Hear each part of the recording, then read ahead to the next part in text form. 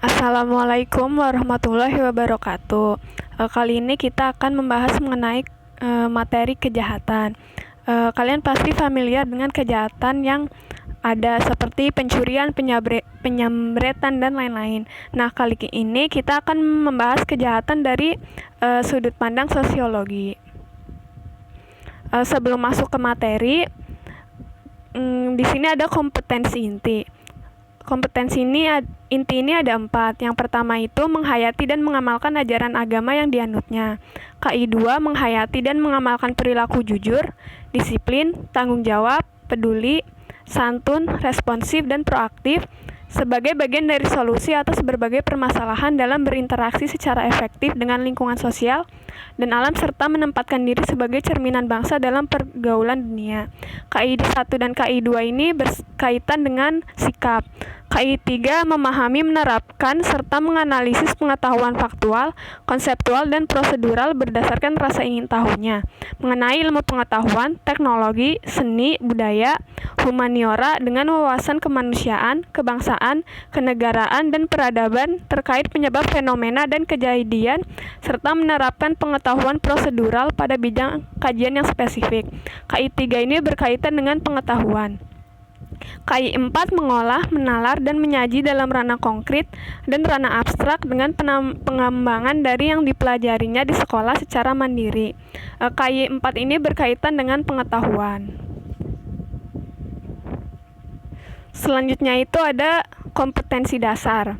KD 3.3 yaitu menerapkan konsep-konsep dasar sosiologi untuk memahami ragam gejala sosial di masyarakat. KD 4.3 yaitu mengaitkan realitas sosial dengan menggunakan konsep-konsep dasar sosiologi untuk mengenali berbagai gejala sosial di masyarakat. Selanjutnya ada indikator. Indikator 3.31 yaitu peserta didik mampu menganalisis kejahatan yang ada di masyarakat. Indikator 4.3.1 yaitu peserta didik mampu menyajikan hasil diskusi mengenai kejahatan yang ada di masyarakat. Selanjutnya itu ada tujuan pembelajaran. KD 3 peserta didik diharapkan mampu untuk menganalisis kejahatan yang ada di masyarakat. KD 4 peserta didik diharapkan mampu untuk menyajikan hasil diskusi mengenai kejahatan yang ada di masyarakat. Selanjutnya kita akan mulai kepada materi yang pertama. Materi pertama itu contoh-contoh kejahatan yang ada di masyarakat berdasarkan tipenya. Di sosiologi sendiri tipe kejahatan ada 3, yaitu kejahatan kerah biru, kejahatan kerah putih, dan kejahatan di dunia maya atau cybercrime. Kejahatan kerah biru adalah kejahatan yang dilakukan oleh seseorang kelas menengah ke bawah. Oleh karena itu, kejahatan kerah biru memiliki contoh seperti pencurian, perampokan, penjamretan, pencurian ayam, pencurian makanan karena kelaparan. Kunci dari kejahatan kerah biru ini adalah dilakukan oleh kelas menengah ke bawah dan biasanya dilakukan karena kebutuhan yang mendesak namun tidak mampu untuk memenuhinya. Di sini digambar ada contoh seseorang melakukan kejahatan kerah biru yaitu maling ayam. Selanjutnya itu ada kejahatan kerah putih. Kejahatan kerah putih dilakukan oleh kelas menengah ke atas. Pelaku kejahatan kerah putih itu adalah pengusaha atau pejabat. Contohnya seperti korupsi, penipuan, pencuci uang, dan penggelapan pajak. Nah, kunci dari kejahatan kerah putih ini adalah dilakukan oleh seorang kelas menengah ke atas seperti pengusaha atau pejabat yang melakukan penyelewenangan wewenangnya.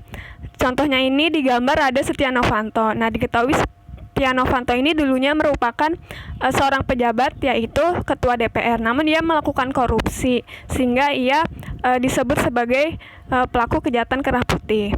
Selanjutnya itu ada kejahatan di dunia maya atau cybercrime. Kejahatan ini dilakukan dengan cara meretas sistem komputer suatu perusahaan atau website penting lainnya. Contohnya yaitu peretasan website, peretasan mesin ATM, dan pembobolan sistem keuangan bank.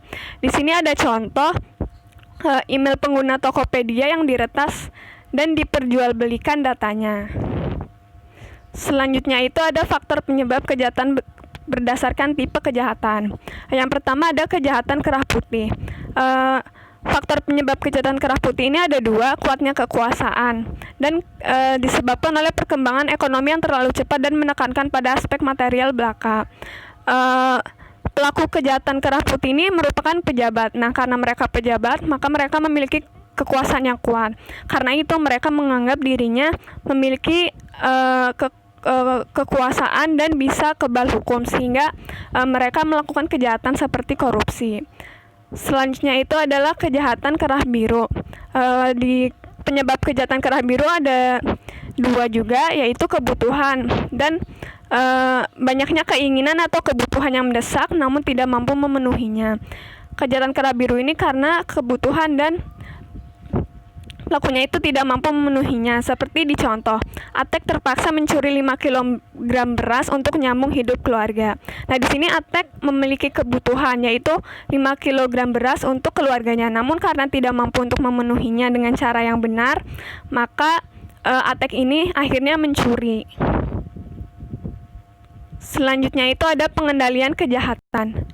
Pengendalian kejahatan ini ada 2, preventif dan represif. Pertama ada preventif. Preventif merupakan pengendalian kejahatan yang dilakukan dengan cara menjauhkan diri atau seseorang dari pola-pola perilaku kejahatan. Contohnya itu sosialisasi anti tindak korupsi. Preventif ini dilakukan sebelum seseorang melakukan kejahatan. Jadi disebut pula sebagai pencegahan kejahatan. Di sini ada contoh dari pengendalian kejahatan preventif, yaitu sosialisasi prestasi tanpa korupsi dan sosialisasi anti narkoba. Selanjutnya itu ada pengendalian kejahatan secara represif. Represif ini merupakan pengendalian kejahatan melalui program seperti hukuman penjara atau denda. Nah, represif ini merupakan pengendalian yang dilakukan setelah seseorang melakukan kejahatan. Seperti pemberian hukuman. Di sini ada contoh, yaitu penjara dan seseorang yang menggunakan baju KPK. Nah, kita sudah masuk ke dalam akhir materi. Jadi kesimpulannya yaitu kejahatan ada 3, kerah biru, kerah putih, dan cybercrime. Kejahatan kerah biru dilakukan kelas menengah ke bawah dengan faktor penyebab kebutuhan yang mendesak dan tidak mampu untuk memenuhinya. Kejahatan kerah putih dilakukan kelas menengah ke atas seperti pengusaha dan pejabat. Faktor penyebabnya kuatnya kekuasaan dan menekankan pada aspek material belaka. Cybercrime merupakan kejahatan di dunia maya seperti peretasan dan pembobolan ATM. Pengendalian kejahatan ada 2, yaitu preventif yang merupakan pencegahan dan represif yang dilakukan setelah seseorang melakukan kejahatan. Sedikit kemajuan setiap hari di dalam dirimu menambah sesuatu hingga hasil yang besar. Suatu hal sedikit demi sedikit dilakukan, maka akan memberi hasil yang besar. Nah, kali ini video materi kejahatan. Semoga bisa dimengerti dan bermanfaat. Apabila ada kritik dan saran, bisa disampaikan di bawah postingan video ini. Assalamualaikum warahmatullahi wabarakatuh.